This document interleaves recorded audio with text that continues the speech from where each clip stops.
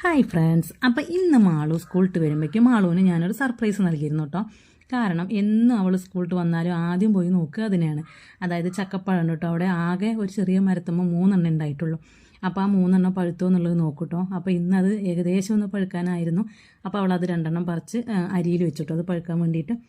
അതേ സമയത്ത് തന്നെ അച്ഛന് ആദ്യമായിട്ടാണ് കേട്ടോ ഒരു കദളിപ്പഴത്തിൻ്റെ കന്ന് കിട്ടുന്നത്. അപ്പോൾ അത് കൊണ്ടുപോയി കുഴിച്ചിട്ടപ്പോൾ ഇപ്രാവശ്യം മറ്റേത് അച്ഛൻ പല വെറൈറ്റി ഐറ്റം വാഴകൾ വീട്ടിലുണ്ടാക്കുമെങ്കിലും കദളിപ്പഴം ഉണ്ടാക്കണം ആദ്യമായിട്ടാണ്.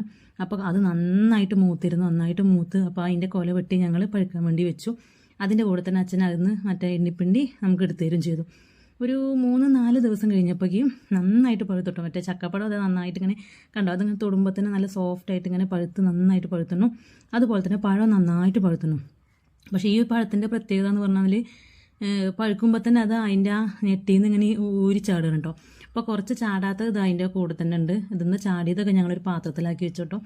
അയ്യോ എന്തൊരു ടേസ്റ്റാണെന്നോ, നമ്മൾ സാധാ പഴം കഴിക്കുന്ന പോലെ അല്ല കേട്ടോ. വെറുതെ അല്ല, ഗുരുവായൂർ കൃഷ്ണന് ഇത്ര ഇഷ്ടം കേട്ടോ കദളിപ്പഴം. അതായത് കദളിപ്പഴം പല വെറൈറ്റി ഐറ്റംസ് ഉണ്ട്, പക്ഷേ ഇത് നല്ല രസമുണ്ടായിരുന്നു കേട്ടോ. ഇത് ടേസ്റ്റ് ചെയ്ത് രുചി പറയേണ്ട ആൾക്കാർക്ക് നല്ല പനിയാണ് കേട്ടോ, നല്ല വൈറൽ ഫീവർ വന്ന് കിടക്കുകയാണ്. അപ്പോൾ ഇപ്രാവശ്യം ടേസ്റ്റ് ചെയ്യണതില്ല, ഞങ്ങളിത് പഴുത്തത് കാണിച്ചു തരുന്നുള്ളൂ കേട്ടോ. അതായത് നമ്മളെ സ്വന്തം വീട്ടിലുണ്ടായ പഴം ഇത്രയും സ്വാദോടെ കഴിക്കാൻ പറ്റുമെന്ന് പറഞ്ഞാൽ അതൊരു ഭാഗ്യമാണ് കേട്ടോ. അതും കദളിപ്പഴം സൂപ്പറാണ് കേട്ടോ.